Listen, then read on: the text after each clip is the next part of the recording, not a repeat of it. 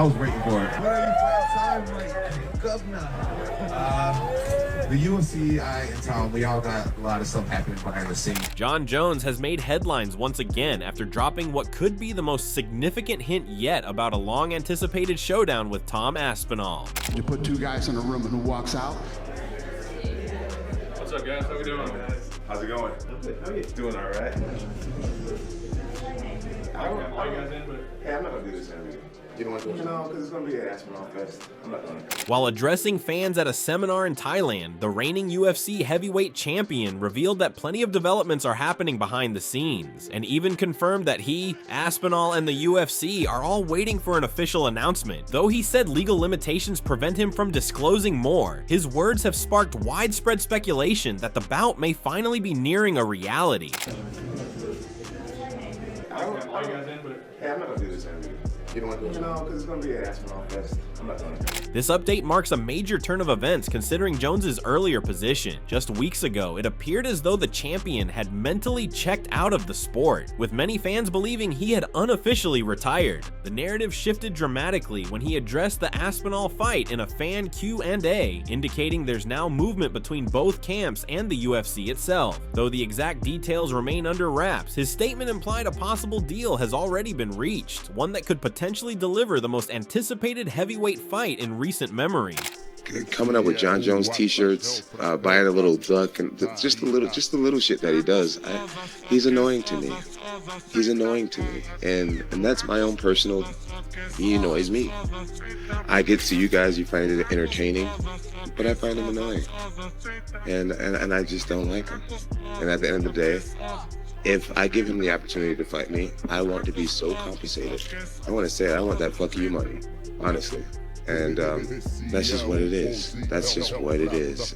Or else, my life is perfect without him. I don't need him at all, and he needs me. And that's a good place to be in a negotiation.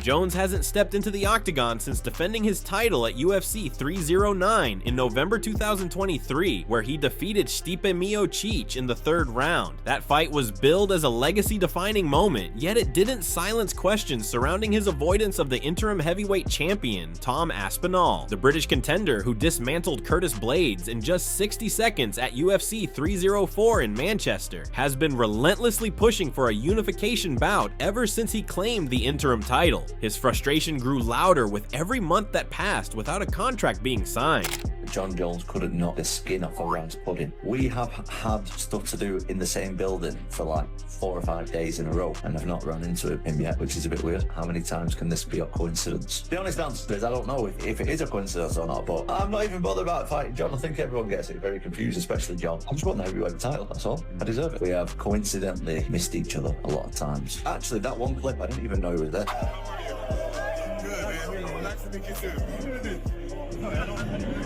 I've not seen John, actually. We haven't directly crossed paths, we've just been in the same room a couple of times. Though Aspinall has remained respectful for the most part, even he's taken digs at Jones's lack of activity. After Jones claimed the spotlight with his seminar in Phuket, where he proudly highlighted the large UK crowd in attendance, Aspinall sarcastically thanked him for the shout out and ended with a pointed jab, saying he was glad Jones was enjoying his retirement. These remarks came after fans in the UK and around the world began accusing Jones of ducking the younger, faster, and arguably more dangerous Aspinall. You talk about John with a level of respect that you recognise what he's good at, but also, if the plan tonight does materialise and you and him do meet, how do you think that fight will go? I think John is amazing at MMA. I think he's literally, you can never be a complete UFC fighter. It's impossible. That's one of the things that draws me to the sport so much, is why I'm so obsessed about it. It's because you're constantly chasing perfection, but you're never going to get it. No one's ever going to be the perfect, complete fighter. But John, in my opinion, if you look at his body of work over the last 15 years, he's like as close as you can get to perfection as possible. Jones has also been open about the emotional toll a potential loss could take on him. Speaking candidly on a podcast, he admitted that he's too emotionally invested in winning. Losing, he said, would leave him devastated, angry, and depressed. Though he didn't mention Aspinall by name, many saw this as a veiled admission of why he's been hesitant to accept the fight. Aspinall, after all, is widely considered to be the toughest test of Jones's career. A defeat at the hands of the British interim champ could dent his legacy, something Jones is clearly not willing to risk without serious compensation. If I were to ever lose, I would be devastated. I'd be angry and I'd be upset and depressed. I don't think I can ever be a person who loves fighting as a non-winner. For me, I'm so connected to winning, it's probably not even healthy. I see fighters that take losses and they smile, they hug their wives, you know, hey, better luck next time. If I were to ever lose, I would be devastated. I'd be angry and I'd be upset and depressed. That's just my winning nature. For me, it's do it with all your heart, do it at the highest level, do it to the best of your ability, or don't do it at all.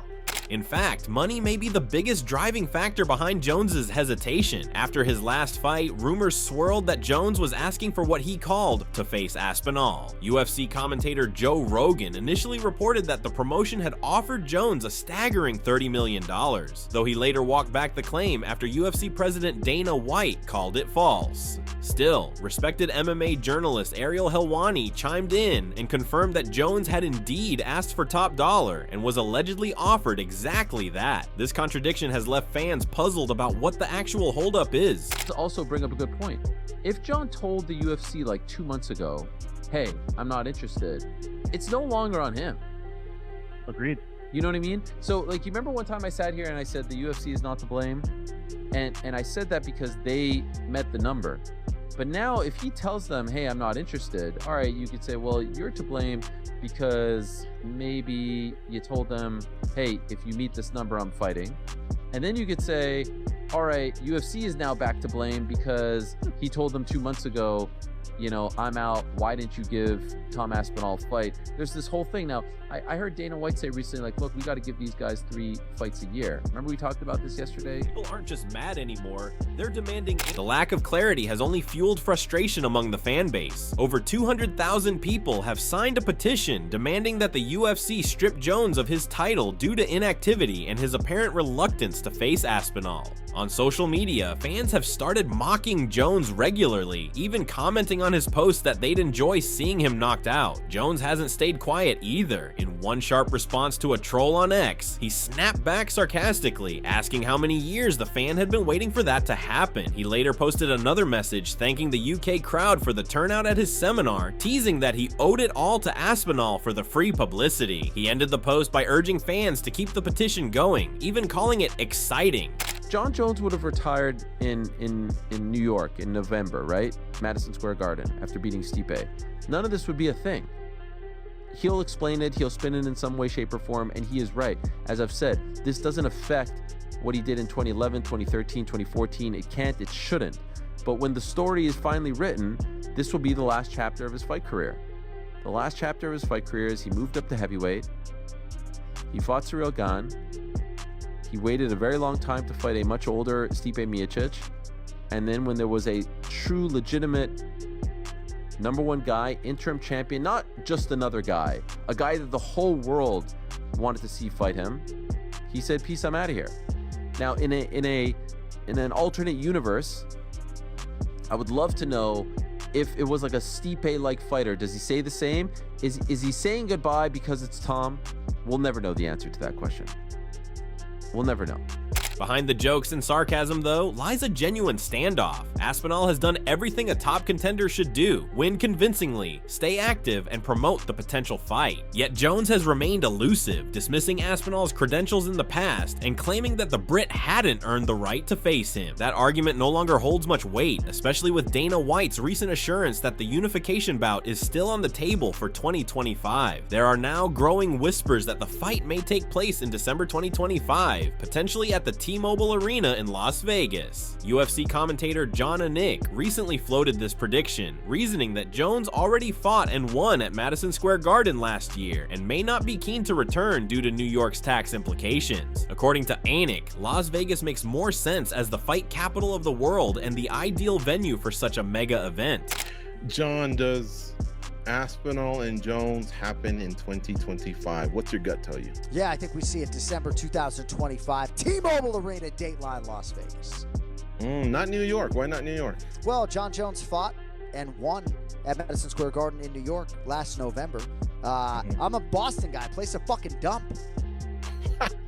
No, I mean, he checked that box. I'm not sure what the taxes are, but why does John Jones need to fight at Madison Square Garden? Why not fight at T-Mobile Arena in the fight capital of the world, Las Vegas, Nevada? You guys fucking live there. No? I don't know. I'm feeling it, yeah. Arman Sarukian provided a tactical breakdown of how the potential clash between John Jones and Tom Aspinall might play out, focusing on distance and spacing. He suggested that Jones's exceptional reach and his control over range could be the decisive element in neutralizing Aspinall's aggressive style. From Sarukian's view, Jones wouldn't engage in chaotic exchanges, but instead fight with patience, picking calculated moments and denying Aspinall the chance to land with his explosive power. By staying disciplined and keeping the fight at his preferred distance, Jones could force Aspinall into making errors, essentially transforming the Brit's forward pressure into missed openings rather than meaningful damage.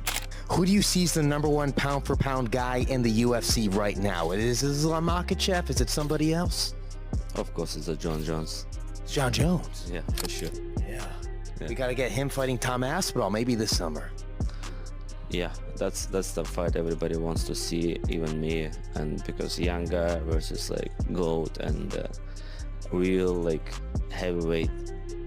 So I feel like it's gonna be hard for the John Jones. Martin Tybura offered a different take, steering the conversation away from the technical aspects and more toward the broader narrative being constructed. He saw the delay in confirming the fight not as a failure in matchmaking or reluctance on either side, but as a strategic move to elevate the magnitude of the bout. In his opinion, both Jones and Aspinall, as well as the UFC, might be leveraging the prolonged buildup to their advantage. The suspense in Tybura's eyes is part of a deliberate strategy that heightens public interest, boosts negotiation leverage, and ensures the fight reaches its maximum commercial potential before being finalized. It's crazy to think what this guy is capable of and how quick that was, and where is the roof? That's the only question. Who can stop him right now? I cannot tell. I know, you know, John Jones in his prime time maybe, but now he might be a little bit older than, you know, the skills might be not there. So I don't know. It's crazy where he's going to. Cain Velasquez, a former heavyweight champion himself, acknowledged Aspinall's rise but expressed skepticism about his chances against a cerebral opponent like Jones. He pointed out that while Aspinall is powerful and moves well, his offensive patterns can become repetitive. That, Velasquez believed, plays into Jones's greatest strength, his ability to analyze and dismantle opponents piece by piece. To him, Jones wouldn't try to overpower Aspinall, but would instead break down his rhythm, exploit gaps in his offense, and stay ahead through sharp tactics and mental preparation. What do you think of Tom? Great, obviously, you know, champion of the world. Amazing, you know, he's beaten some tough guys to get there. You think he beats John Jones? No, I don't think he does. Why not? So me just watching him, I kind of see his pattern a little bit and his striking, the way he comes in and strikes. And I think John sees it too. John's studies, man. He does his homework. You know, he's a master at this. He's gonna know what to do. So I don't think he beats John. No. The simple fact is the way Tom, he does have a pattern that's somewhat easier to find when he comes in and strikes. And I think you know what we're talking about. You know, a lot of things come with that. It's disguising your pattern. It's, you know, throwing fakes here and there before. But when he comes to attacks, he comes in and attacks. It's 100% full go. You know, he comes in, glides in, lunges in, and does his attack. Again, not that it's not effective. It is. You know, he's done great things with it. The type of guy that John Jones is, I think he studies them and he beats them because of that. Curtis Blades leaned slightly in favor of Aspinall, estimating that the interim champion might have a narrow edge, about 55%, but also acknowledged the uphill battle he would face. Despite respecting Aspinall's abilities, Blades emphasized just how difficult it is to defeat a fighter like John Jones, whose championship experience, composure, and versatile skill set make him dangerous in all areas. Blades didn't discount Aspinall, but made it clear that overcoming someone like Jones would require a near-perfect performance. Beats him. Yeah, I would pick him. Like, I would go 55% him. Obviously, it's not gonna be a landslide. Like, we're going against John Jones. He's a legend. He's got all the weapons. But I think Tom Aspinall has the speed, the athleticism, and the power to give John Jones problems. You know, Tom Aspinall is still young and he's still getting better. But I think this version of John Jones versus Tom Aspinall can beat him. I feel comfortable saying that.